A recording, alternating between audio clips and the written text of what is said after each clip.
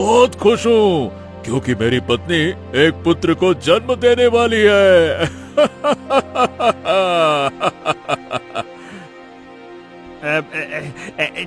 मालिक, छोटी मुंह बड़ी बात। पर मालिक, आप ऐसा क्यों कह रहे हैं कि मालकिन पुत्र को ही जन्म देंगी? माने कि ऐसा भी तो हो सकता है ना कि वो पुत्री को जन्म दें। हरगिज नहीं हो सकता, ऐसा कभी नहीं हो सकता। उसे तो पुत्र को ही जन्म देना होगा, मतलब पुत्र को ही जन्म देना होगा। तभी जोर जोर से कमरे के अंदर से जमींदार की पत्नी शारदा के चिल्लाने की आवाज आने लगी। आह, आह, आह, आह। जिसके बाद अंदर से शारदा की आवाज आना बंद हो गई और एक छोटे बच्चे के रोने की आवाज सुनाई देने लगी। जिसके बाद दाई माँ बाहर आई। मुबारक हो जमींदार जी, आपको जुड़वा बच्चे हुए हैं। क्या कहा, जुड़वा बच्चे? वाह वाह वाह वाह वाह। तो क्या हमें दो दो पुत्रों की प्राप्ति हुई है क्या? नहीं जमींदार जी, आपको पुत्रों की नहीं बल्कि पुत्रियों की प्राप्ति हुई है। क्या कहा? नहीं नहीं नहीं नहीं नहीं नहीं, ऐसा नहीं हो सकता। एक तो मुझे पुत्र नहीं हुआ, ऊपर से दो दो बेटियां। मैं ये हरगिज बर्दाश्त नहीं कर सकता। नहीं। जमींदार पुत्री के जन्म लेने से बहुत ही क्रोधित हो उठा और कमरे के अंदर चला गया। शारदा, ए शारदा! और एक बच्ची को गोद में उठा लिया। ये क्या जी, आप मेरी बेटी को कहाँ ले जा रहे हैं? और कहा, कहीं दूर जंगलों के बीच छोड़ने। मैंने तुमसे क्या कहा था कि हमें पुत्र चाहिए, पुत्रियां नहीं चाहिए। हाँ। नहीं, आप ऐसा नहीं कर सकते। भगवान के लिए रुक जाइए, मैं आपके पैर पकड़ती हूँ। अरे तुम्हें तो खुश होना चाहिए कि मैं एक बेटी को छोड़ रहा हूँ, एक को ले जा रहा हूँ, दोनों को नहीं ले जा रहा। एक ही बेटी पर्याप्त है, मैं दोनों का बोझ कभी नहीं उठाने वाला। ऐसा कहकर जमींदार वहां से चला गया और शारदा फूट फूट कर रोने लगी, लेकिन उसकी दर्द भरी पुकार कोई नहीं सुनता। हे भगवान, हे भगवान! अरे सुन रहे हो भगवान? ये क्या दे दिया मुझे? क्यों रे सुबोध, मुझे लगता है कि ये सब तेरी ही काली जबान की वजह से हुआ है। तू ही कह रहा था ना, पुत्री पुत्री पुत्री। ये क्या बात कर रहे हैं मालिक? भला भला इसमें मेरी क्या गलती है? मैं तो बस ऐसे ही आपसे पूछ रहा था। जुबान चलाने से किसी का बच्चा पुत्री से पुत्र और पुत्र से पुत्री कैसे हो सकता है? अब फालतू की बात मत कर, चुप रह और जल्दी से जल्दी इसे कहीं छोड़ के आते हैं। अगर नसीब अच्छा हुआ तो बच जाएगी, नहीं तो कोई जंगली जानवर इसे खा लेगा। चल जल्दी चल। जमींदार और उसका नौकर सुबोध आपस में बातें करते करते जा ही रहे होते हैं कि तभी अचानक से एक अदृश्य आवाज सुनाई पड़ती है। रुक जाओ, तुम दोनों इस छोटी सी बच्ची को लेकर आखिर कहाँ जा रहे हो? मालिक, ये आवाज इतने घने जंगल में आधी रात को भला किसकी हो सकती है? ये कौन है मालिक? ये तो हमें भी नहीं पता, लेकिन लगता है कि कोई हमारा पीछा कर रहा था। कौन हो तुम? ऐसे कायरों की तरह छुप के बात क्यों कर रहे हो? हिम्मत हो तो सामने आओ। कौन हो तुम? तो तुम मुझे, इस जंगल के देवता को सामने आने के लिए कह रहे हो? तुम्हारी इतनी हिम्मत? लगता है तुम दोनों को अपने प्राणों की कोई चिंता नहीं है। ये क्या मालिक, मुझे तो यहाँ कुछ ठीक नहीं लग रहा। मैंने इस जंगल के देवता के बारे में सुना है, लगता है ये वही है। देखिए जंगल के देवता, मैं तो निर्दोष हूँ ना, मैंने मुझको छोड़ दीजिए। ये मालिक है जो अपनी पुत्री को फेंकने जा रहे हैं, क्योंकि इनको पुत्र चाहिए। मैं तो बस इनके पीछे पीछे आया हूँ, मैंने कुछ नहीं किया, मैंने कुछ नहीं किया है। अरे ये तू क्या बकवास कर रहा है सुबोध? भला इस जंगल के देवता को ये सब बताने की क्या जरूरत है? बेवकूफ कहीं का। बस बस बस बस बस बस, बहुत हो गया तुम लोगों का। तुम जैसे लोगों को देखकर ही हमें घिन आती है। तुम इस मासूम सी छोटी सी बच्ची को केवल इसलिए फेंकने जा रहे हो क्योंकि ये पुत्र नहीं है। मैं तुम्हें इसकी सजा जरूर दूंगा। जंगल के देवता के ऐसा कहते ही एक रोशनी चमकी और जमींदार अचानक से ही एक मेंढक में बदल गया। उसे मेंढक में बदलता देख सुबोध बहुत ही डर गया और वहां से तेजी से भागा।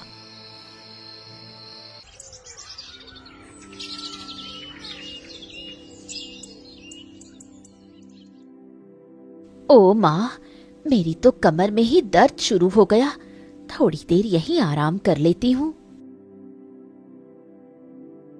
जिसके बाद सुमिता वहां आराम करने लगी और थोड़ी ही देर बाद उसे एक छोटी बच्ची के रोने की आवाज सुनाई दी।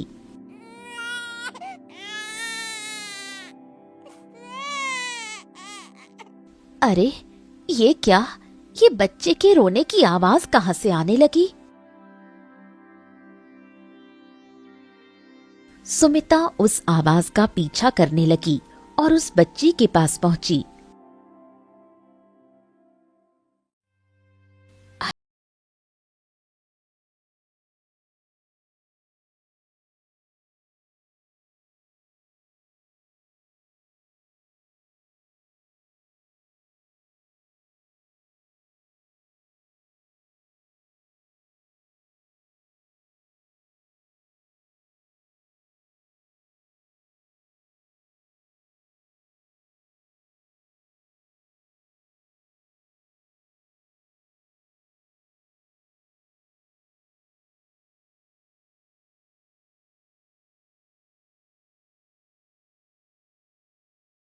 हम दोनों एक ही नाव पर सवार हैं, इसलिए मैं तेरा दर्द समझ सकती हूँ। और ये मेंढक लगता है तेरा दोस्त है, इसे भी ले चलती हूँ। जिसके बाद सुमिता उस बच्ची को और मेंढक को उठा लेती है और अपने साथ ले आती है।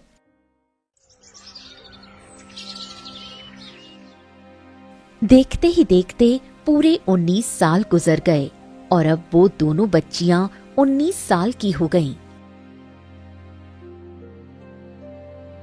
माँ, ये देखो, मैं जंगल से लकड़ियां लेकर आ गई। अच्छा किया चित्रा बेटी, तू सच में कितनी बड़ी हो गई है। अब जाकर बाजार से कुछ सब्जी लेकर आ जा, मुझे खाना भी तो बनाना है। क्या कहा? बाजार? नहीं नहीं, आप ही चली जाओ ना बाजार। ये तुझे क्या हो गया है चित्रा? मैं तुझे देख रही हूँ, कुछ दिनों से तू बाजार जाना ही नहीं चाहती, जबकि पहले तो बाजार जाने के लिए छटपटाती थी। अब मैं माँ को कैसे बताऊं कि एक लड़का रोज मेरा पीछा करता है और मुझसे शादी करने के लिए मेरे पीछे पड़ा हुआ है। अब तू ऐसे मूर्ति की तरह क्यों खड़ी है? जाकर सब्जी लेकर आ, मुझे देर हो रही है। जिसके बाद चित्रा को ना चाहते हुए भी बाजार जाना पड़ा। अच्छा है कि वो कहीं दिखाई नहीं दे रहा है। चलो अच्छा है, जल्दी जल्दी सब्जियां लेती हूँ और निकल जाती हूँ। चित्रा ऐसा सोचते हुए चल ही रही थी कि तभी अचानक से ही वो लड़का वहां पहुंचा। अरे आइए आइए आइए आइए चित्रा जी, कैसी हैं आप? आइए आइए आइए, इधर आइए। जिसका डर था वही हुआ, ये फिर से आ गया। तुम्हें पता है मैं कितनी देर से तुम्हारा इंतजार कर रहा था, पर तुम हो कि आने का नाम नहीं ले रही थी। मुझे लगा कि कहीं तुम्हारी तबीयत तो खराब नहीं हो गई, इसीलिए मैं तुम्हारे घर ही आने वाला था। क्या कहा? मेरे घर जाने वाले थे? अरे नहीं नहीं श्याम, देखो तुम मेरे घर नहीं आ सकते, और तुम रोज मेरा पीछा क्यों करते रहते हो? कहीं और जाओ ना। अरे चित्रा, क्या बात करती हो? मैं तुमसे प्यार करता हूँ तो भला मैं किसी और के पास क्यों जाऊंगा? हाँ, क्योंकि मैं तुमसे प्यार नहीं करती, इसलिए अब हटो मेरे रास्ते से। मुझे सब्जियां लेने जाना है। क्या कहा? सब्जियां लेने जा रही हो? तो चलो, मैं तुम्हारी मदद करता हूँ सब्जियां दिलवाने में। चलो। नहीं, मैं खुद खरीद लूंगी। अब हटो मेरे रास्ते से। ऐसा कहकर चित्रा वहां से चली गई। ये क्या चित्रा, मैं कितने दिनों से तुम्हारे पीछे पड़ा हुआ हूं, आखिर कब तुम मेरे प्यार को समझोगी? हाँ, चलो कोई बात नहीं, एक दिन तुम्हें भी मेरे प्यार का जरूर एहसास होगा। तुम समझोगी, तुम्हें भी मुझसे प्यार होगा, देख लेना। हाँ, फिलहाल तो मुझे अभी जाना चाहिए। ये प्यार में क्यों होता है, कोई करता है कोई बस देखता है। पता नहीं अब मैं क्या करूं, कैसे कैसे मैं चित्रा को यकीन दिलाऊं कि उसे मुझसे अच्छा लड़का इस पूरी दुनिया में कहीं नहीं मिल सकता। क्या करूं क्या करूं? श्याम अपने आप से बातें करते हुए जा ही रहा था कि तभी उसे चित्रा दिखाई दी, जो एक लड़के से बात कर रही थी। हैं? हे भगवान, ये चित्रा आखिरकार किससे बात कर रही है और क्यों? कहीं चित्रा इस लड़के से प्यार तो नहीं करती? इसीलिए वो सब्जियां लेने के बहाने बाजार आई थी और मुझे अपने साथ नहीं आने दिया। मुझे चलकर काकी को बताना होगा। ऐसा कहकर श्याम वहां से चला गया। तुम्हें क्या लगता है, क्या बाबा हमारे प्रेम को मानेंगे? अरे तुम चिंता क्यों करती हो रेशमी? वो क्या, पूरी दुनिया हमारे इस प्यार को स्वीकार करेगी, देख लेना। अब तुम जाओ, मैं बाद में तुम्हारे माता पिता से बात कर लूंगा, ठीक है?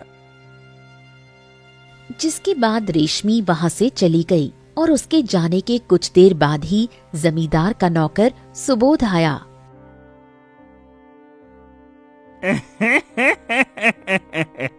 क्या बात है? क्या बात है पुत्र?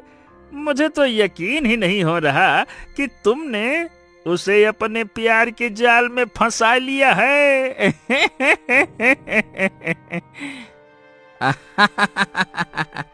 आखिर पुत्र किसका हूँ पिताजी, और आप तो मुझसे भी बड़े वाले खिलाड़ी हैं। आपने तो जमींदार की पत्नी से ही शादी कर ली और मुझसे रेशमी से प्यार का नाटक करने को कहा, ताकि उनकी सारी जायदाद हमेशा हमेशा के लिए हमारी हो जाए।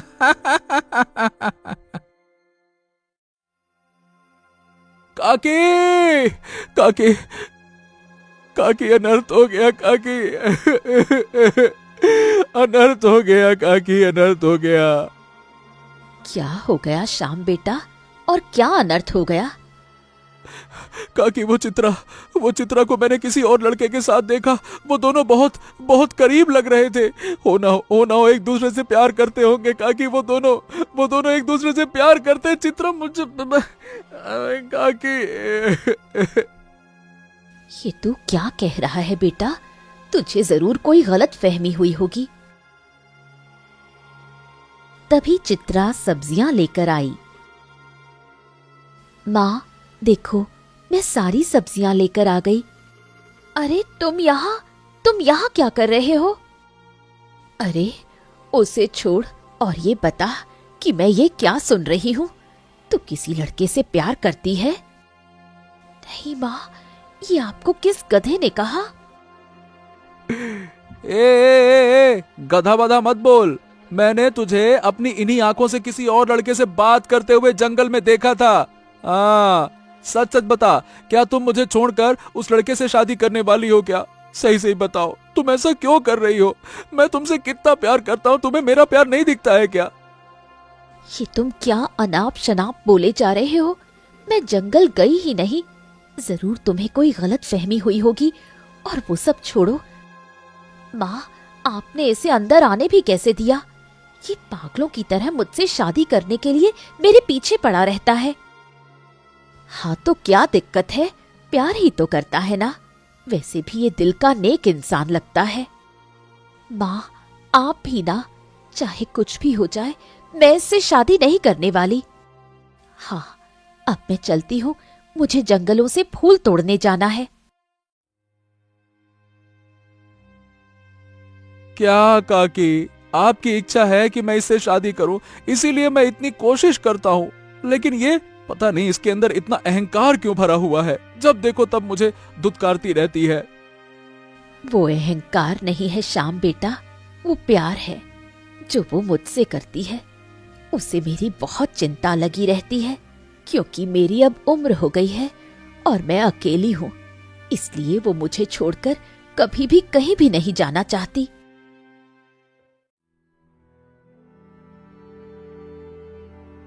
रेशमी, अरे ओ रेशमी बेटा, कहाँ हो बेटा? जल्दी से बाहर आ जाओ, जल्दी आओ। सुबोध के पुकारते ही रेशमी और शारदा वहां आ गईं। क्या बात है पिताजी, आपने बुलाया? हाँ, अरे बेटा, बात ही कुछ ऐसी है कि तुम्हें बुलाना ही पड़ा। तुम्हें पता है, मैंने तुम्हारे लिए एक बहुत बड़े घर से रिश्ता तय किया है। क्या कहा? रिश्ता? क्या तुम सच कह रहे हो सुबोध? अरे वाह, तो मतलब अब बहुत जल्द मेरी पुत्री एक बड़े घर में जाने वाली है। नहीं माँ, माफ कीजिए पिताजी, पर मुझे ये रिश्ता मंजूर नहीं है, क्योंकि मैं किसी और से प्यार करती हूँ। ये तुम क्या कह रही हो रेशमी? क्या वो भी बड़े घर से है? नहीं, वो तो गरीब घर से है और अनाथ है। क्या कहा? एक गरीब और अनाथ लड़का? नहीं, तुम्हारी शादी उससे नहीं हो सकती। पर माँ, मैं उससे बहुत प्रेम करती हूँ, मैं उसके बिना नहीं जी सकती। मैं ये सब नहीं जानती, लेकिन तुम्हारी शादी एक गरीब के साथ तो मैं भी नहीं होने दूंगी। सुबोध, इसे समझाते क्यों नहीं?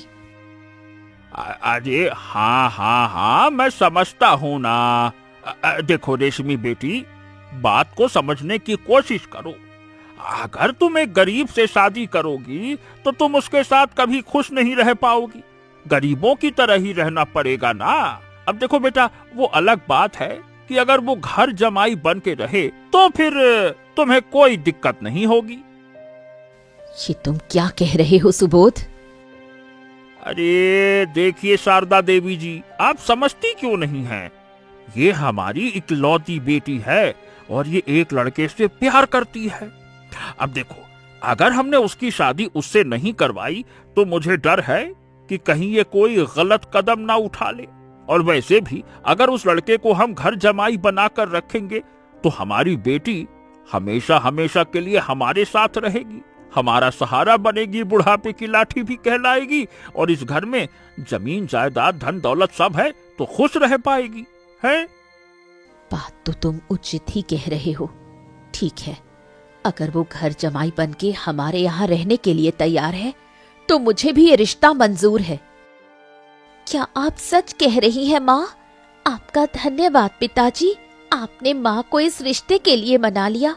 अब मैं बहुत ही ज्यादा खुश हूँ। ओले ओले ओले, बेचारी ये माँ बेटी कितनी भोली हैं। अच्छा है, अच्छा है, इनके भोलापन ही मेरे फायदे का कारण बनेगा।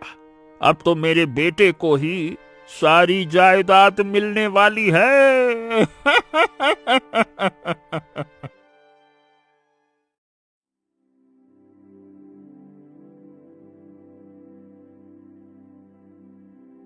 अब तुम फिर से मेरा पीछा क्यों करने लग गए?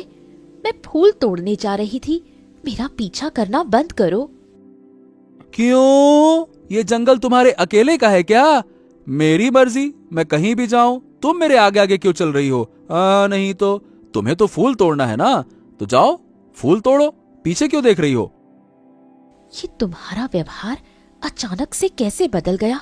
तबीयत तो ठीक है ना?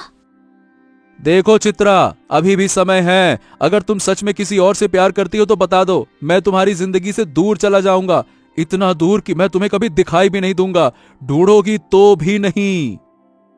ये क्या सुबह से बकवास कर रहे हो? मैं कितनी बार बोलूं कि मुझे किसी लड़के से कोई प्यार नहीं है।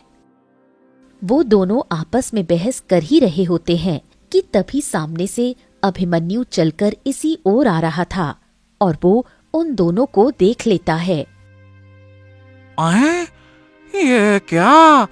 ये रेशमी किस लड़के के साथ है? कहीं ऐसा तो नहीं कि इसे इस लड़के से प्यार हो गया है, इसीलिए इसने मुझे जंगल बुलाया ताकि मुझसे छुटकारा पा सके? नहीं नहीं नहीं नहीं नहीं नहीं, मैं ऐसा बिल्कुल नहीं होने दे सकता। नहीं नहीं नहीं नहीं। अभिमन्यु ऐसा कहते ही चित्रा के पास आता है। ये क्या रेशमी, ये मैं क्या देख रहा हूँ? तुम तो मुझसे प्यार करती हो ना, फिर इस लड़के के साथ तुम यहाँ क्या कर रही हो? ओ, आइए आइए आइए, स्वागत है।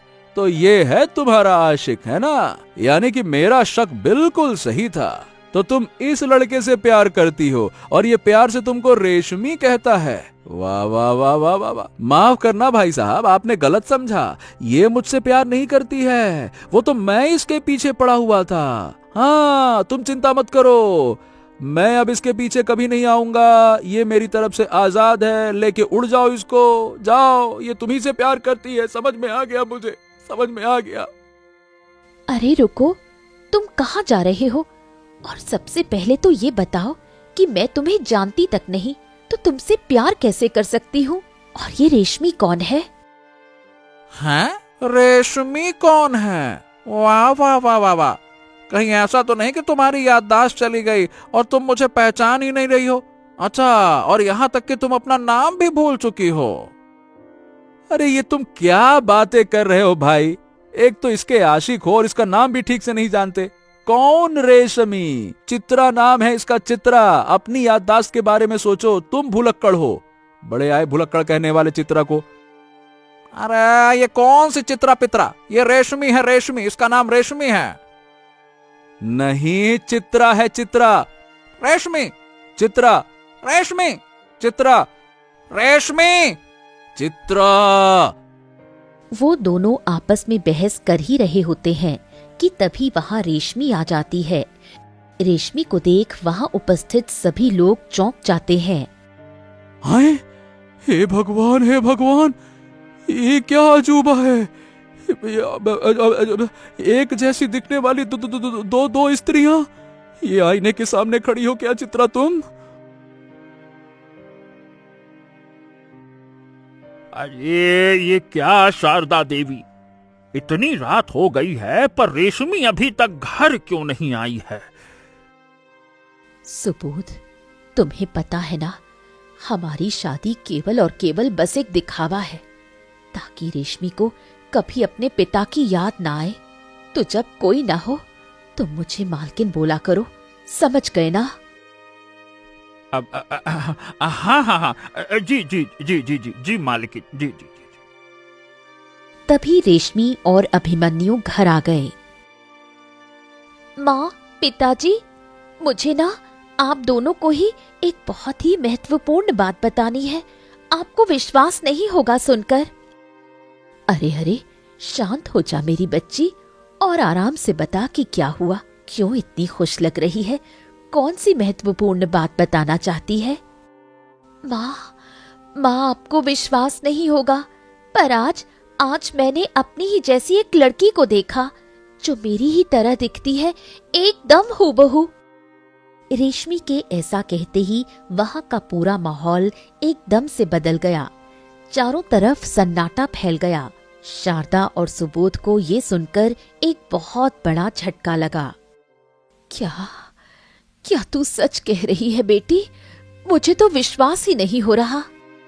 ये क्या माँ, आपकी आंखों में आंसू, सब ठीक तो है ना? अरे ये तो खुशी के आंसू है पगली। खुशी के आंसू? मैं कुछ समझी नहीं माँ। माफ करना बेटी कि मैंने तुमसे इतनी बड़ी बात छुपा कर रखी, पर आज मैं तुझे 19 साल पहले जो घटना घटी थी वो बताने जा रही हूँ।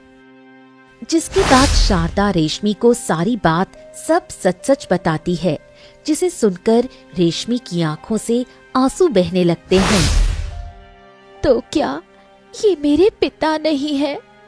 और जो लड़की मुझे आज जंगल में मिली, क्या वो मेरी सगी जुड़वा बहन है? हाँ बेटी, यही सत्य है। एक काम करते हैं, कल ही हम चित्रा से मिलने चलते हैं। हाँ माँ, अब तो मैं अपनी बहन से बहुत सारी बातें करना चाहती हूँ। उससे मिलने के लिए अब मैं बहुत बेताब हो रही हूँ। आज तो मुझे नींद भी नहीं आने वाली। हाँ बेटी, पर कल उससे मिलना है तो हमें तो सोना ही पड़ेगा ना। अब चल, अंदर चलकर सो जाते हैं। ऐसा कहकर वो दोनों कमरे के अंदर चली गईं। हाँ, ए बाबा, ये सब क्या चल रहा है? मुझे तो कुछ समझ में नहीं आ रहा है। ये कौन सी चक्री है? अरे अरे अरे मेरे मूर्ख पुत्र, अनर्थ हो गया, सब कुछ अनर्थ हो गया। अरे अगर वो लड़की मिल गई ना तो जायदाद का आधा आधा बंटवारा हो जाएगा। अरे तुम्हें तो जायदाद मिलेगी या नहीं मिलेगी ये नहीं पता अब तो। मुझे लगता है कि इतने बरसों तक की मेहनत सारी की सारी बर्बाद हो जाएगी। ये कहां से आ गई, दिमाग खराब कर दिया इसने। हाँ, तो बाबा अब हम क्या करेंगे? करना क्या है? जो काम बहुत पहले करना चाहिए था वो अब करना होगा। मारना होगा। अब तो उस लड़की को मारना ही होगा। अगर हमें पूरी जायदाद चाहिए और उन दोनों माँ बेटियों को उनकी औकात दिखानी है तो हमें ये काम करना ही होगा, चाहे कुछ भी हो जाए।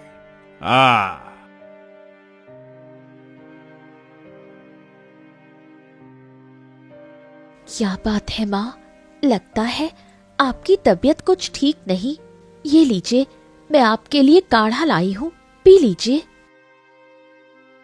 हाँ, ला।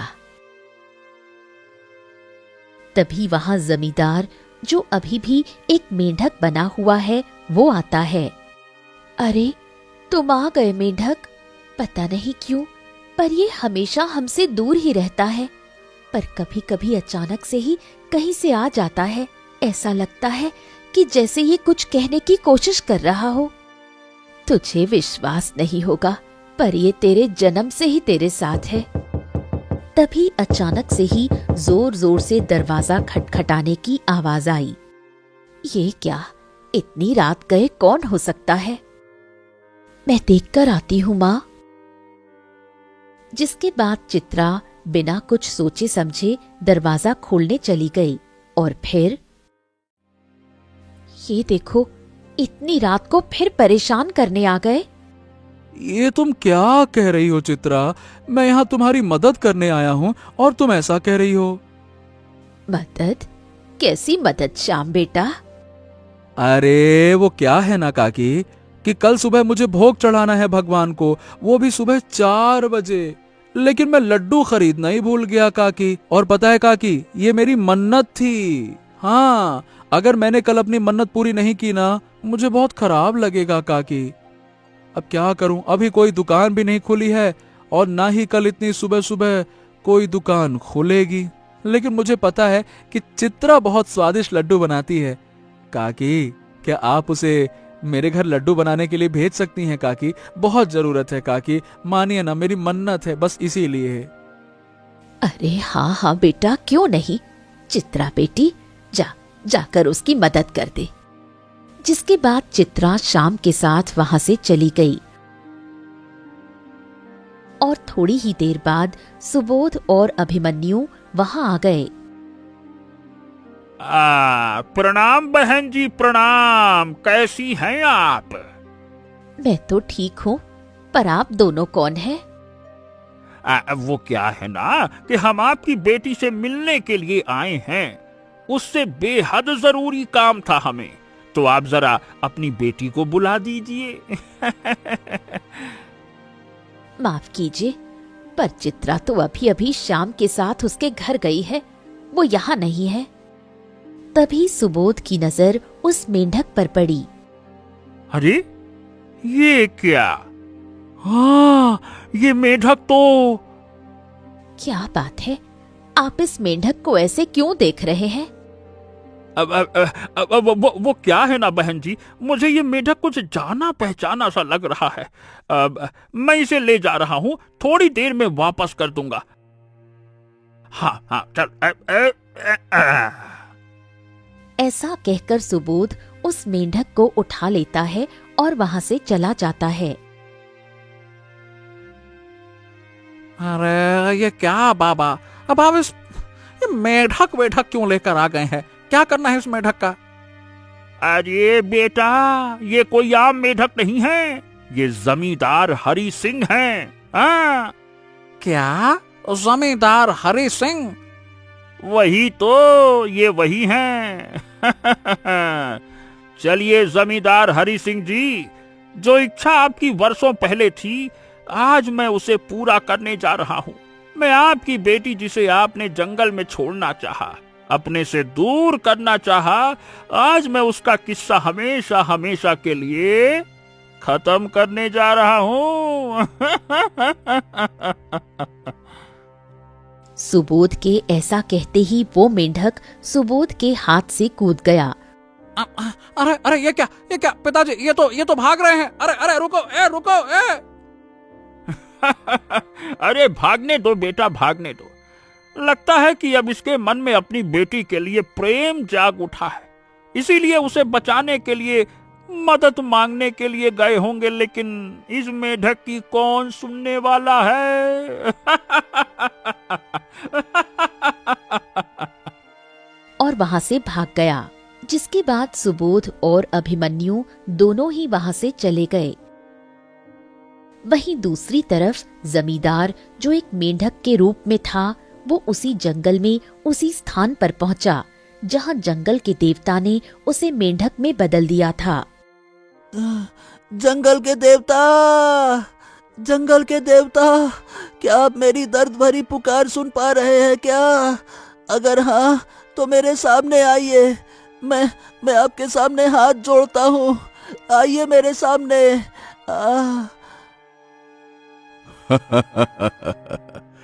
क्या बात है जमींदार, इतने वर्षों बाद तुम मुझसे मिलने के लिए आए हो, लेकिन तुम कितना भी गिड़गिड़ा लो, पर मैं तुम्हें इस श्राप से आजाद कभी नहीं करूंगा। मत कीजिए, क्योंकि अब मुझे भी इसी रूप में रहना है। क्योंकि मैंने जो 19 साल पहले करने की कोशिश की, उसके बाद मैं खुद को उनके सामने आंखों से आंखें नहीं मिला सकता। मुझे नहीं बनना इंसान। अच्छा, तो अब तुम्हें पछतावा हो रहा है, तो बताओ क्यों आए हो यहाँ? अगर श्राप से मुक्त नहीं होना है तो ऐसा क्या हो गया कि तुम यहाँ हमसे मिलने चले आए? अब मैं यहाँ अपनी बेटी चित्रा के प्राणों की भीख मांगने आया हूँ। सुबोध, जो कि कभी मेरा नौकर हुआ करता था, आज उसने मेरी जगह ले ली है और अब वो मेरी बेटी चित्रा को मारने जा रहा है।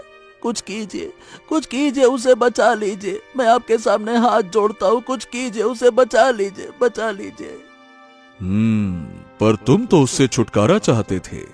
तुम्हें तो बेटियां पसंद नहीं है ना? तो ऐसा क्या हो गया कि आज तुम्हारे दिल में उसके लिए प्रेम जाग उठा है और उसे बचाना चाहते हो? क्योंकि अब मुझे ये एहसास हो गया है कि मैं कितना गलत था।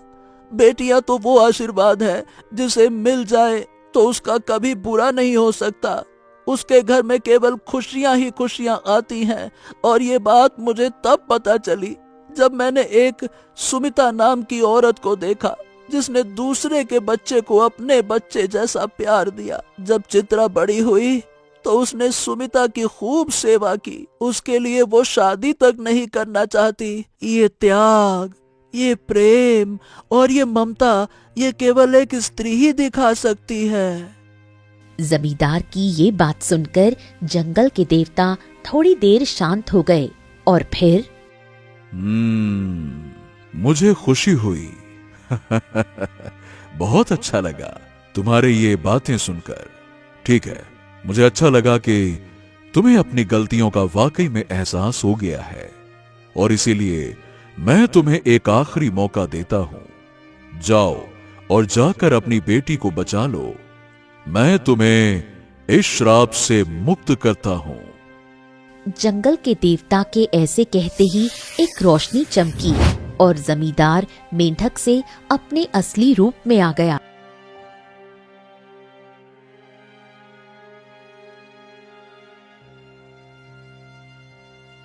अरे ये क्या जमींदार जी, आप और यहाँ और आपके हाथ में ये खंजर? मुझे माफ करना पुत्री, पर मुझे तुम्हें मारना ही पड़ेगा। क्या है ना कि तुम जमींदार हरि सिंह की बेटी हो और रेशमी की जुड़वा बहन हो। क्या कहा? मैं हरिहर सिंह की बेटी हूँ और रेशमी मेरी जुड़वा बहन है। ओ, अब समझ में आया कि आखिर तुम दोनों एक जैसी क्यों दिखती हो, क्योंकि तुम दोनों जुड़वा हो। पर जमींदार, तुम भला चित्रा को क्यों मारना चाहते हो? अरे ताकि जमींदार हरि सिंह की सारी जायदाद हमारे नाम हो जाए। अरे जब तक तुम जिंदा हो ना, तब तक हमें जमींदार की सारी जायदाद नहीं मिल सकती। इसीलिए अब तुम्हें मरना ही होगा। रुको रुको रुको रुको, मेरे होते हुए तुम दोनों चित्रा का बाल भी बांका नहीं कर सकते। अच्छा तो चल बेटा, पहले तेरा ही हिसाब करते हैं, तुझे ही मारते हैं। जिसके बाद जैसे ही सुबोध खंजर लेकर शाम की तरफ बढ़ा कि तभी पीछे से जमींदार लाठी लेकर आ गया और सुबोध के सिर पर जोर से डंडा मारा, जिससे सुबोध बेहोश हो गया और अभिमन्यु के सिर पर भी डंडा मारकर उसे बेहोश कर दिया। हाँ, आपका बहुत बहुत धन्यवाद महाशय, आपने इन दोनों हैवानों से हमें बचा लिया। शायद तुम दोनों को विश्वास नहीं होगा, पर मैं जमींदार हरि सिंह हूँ और चित्रा का पिता भी। क्या कहा आपने? जिसके बाद हरिहर सिंह ने सारी बात खुलकर स्पष्ट रूप से उन दोनों को बता दी, जिसे सुनकर वो दोनों हैरान रह गए। मुझे पता है कि हम एक बहुत ही बुरे बाप हैं, इसीलिए हम तुम सबको छोड़कर हमेशा हमेशा के लिए दूर चले जाएंगे। नहीं बाबा, आपको कहीं जाने की कोई आवश्यकता नहीं। जब इंसान को अपने किए का पछतावा हो जाता है, तभी उसके पाप भी धुल जाते